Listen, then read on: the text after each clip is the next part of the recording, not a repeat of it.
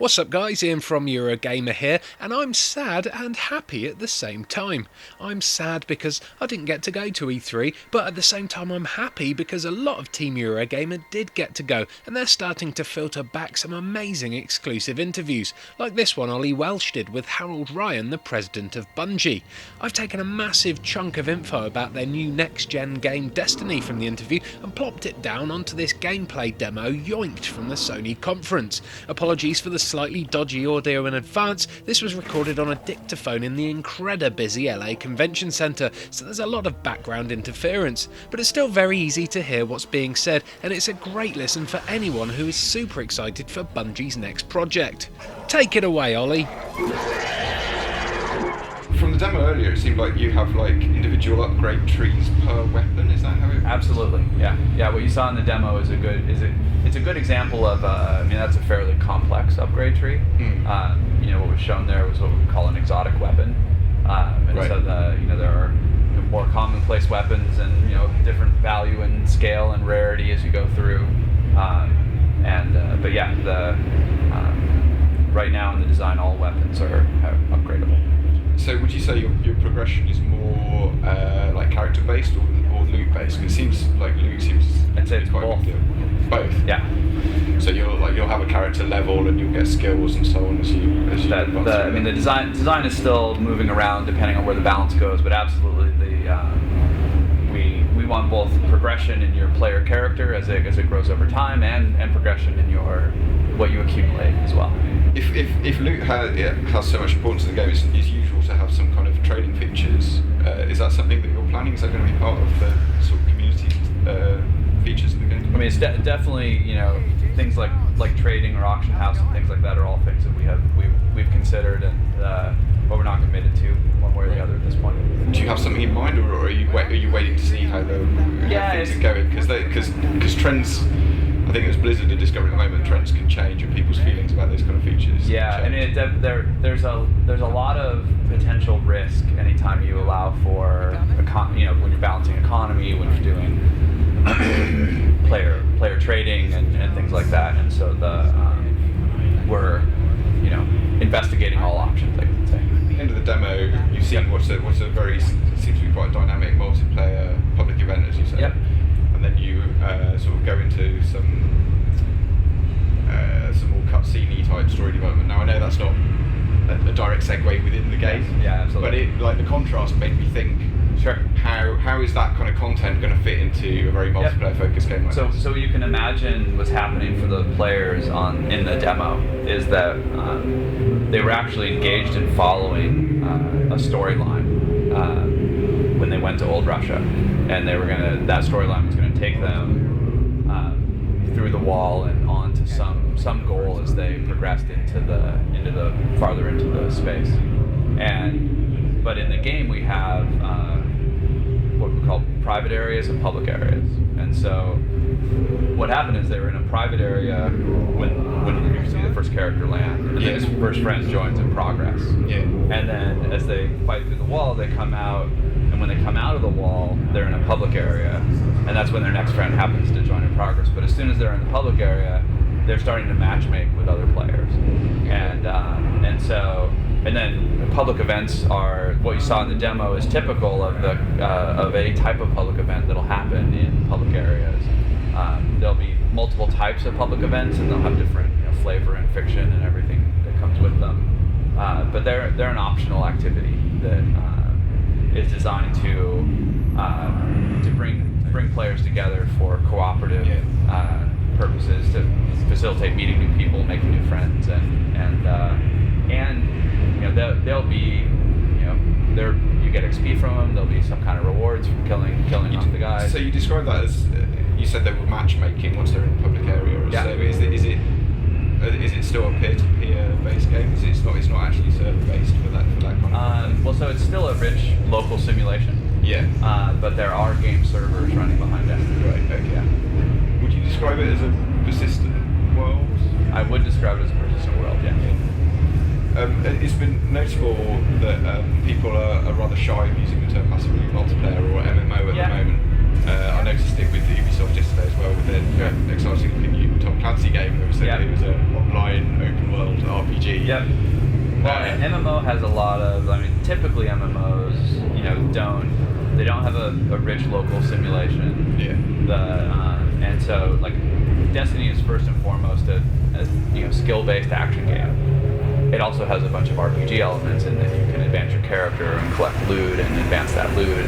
And then it has a bunch of MMO elements as well, which is that, you know, there are, you know, well, in our case, it's an uncharted world as well. So it's, you know, as many people as buy the game, which is hopefully a lot, are the potential people that you can encounter as you're playing. Yeah. Or if, you know, if they happen to be your friends, you can actively group with. The art style was another thing that struck me. I'm quite a big fan of it already, I have to say. It's very unusual. What kind of influences were you looking at? I mean, a lot of things. I mean, we have a very large, very talented concept art team, and the concepts for Destiny have been evolving for 5+ years, and you know, we did a lot of sort of like pure fantasy, you know, looks into it, and a lot of pure sci-fi, and we did a lot of putting those side by side and then marrying the elements of the two together, and then, you know, overall we started with the goal of making a hopeful place, but a place where, you know, a long time ago something, so it sort of like took the fictional wrapper of a long time ago, something happened, knocked humanity down, we're not sure what it is, but there's hope. Nature has grown back over what's happened. Like the world is ready to move on, but it's being attacked. It's quite hard to come up with a science fiction art style that's not that you haven't seen before. So. Right, and so it was a like I said, our concept artists are truly an amazing group of guys, and we took a long time going through a lot of pieces to get there. Bungie's obviously known for the incorporation of vehicles and aerial action into its action. Can we expect that from Destiny?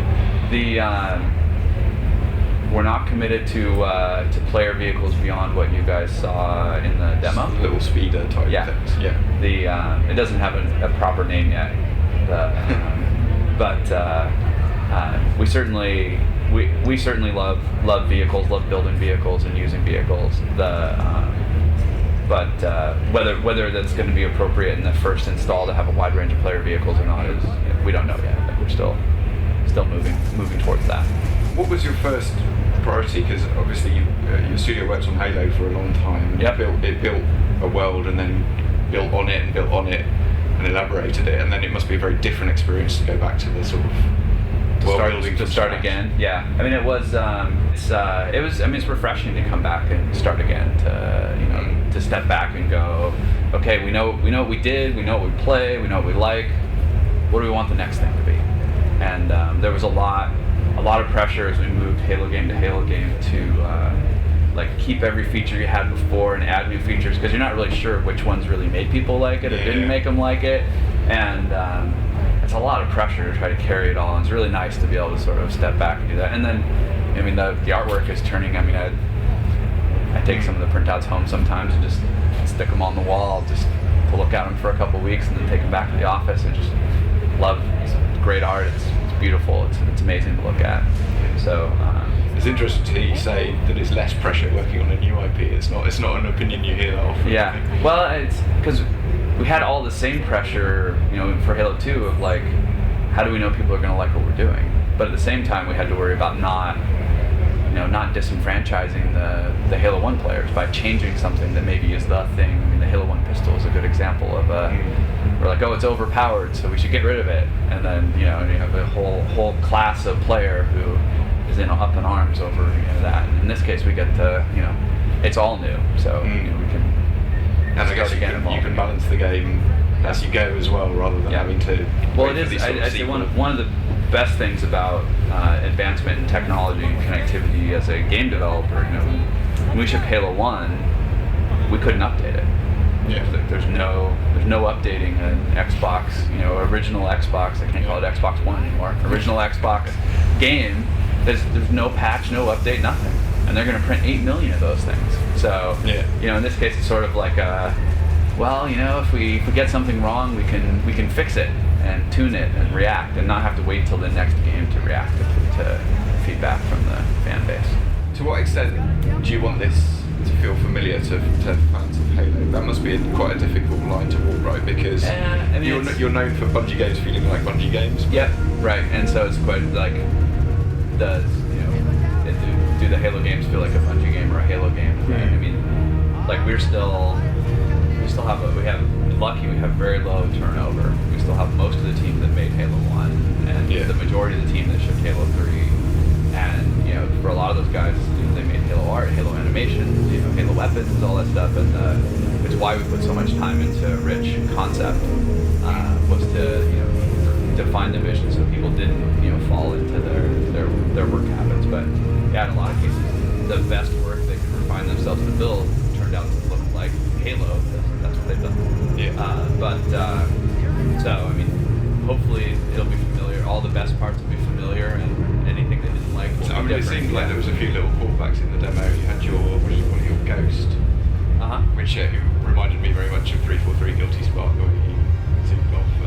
Oh sure, it was floating and round. We were sort of like, well, should it be round? Should it be square? What is a ghost? It's your companion. We'll talk more about it, but yeah.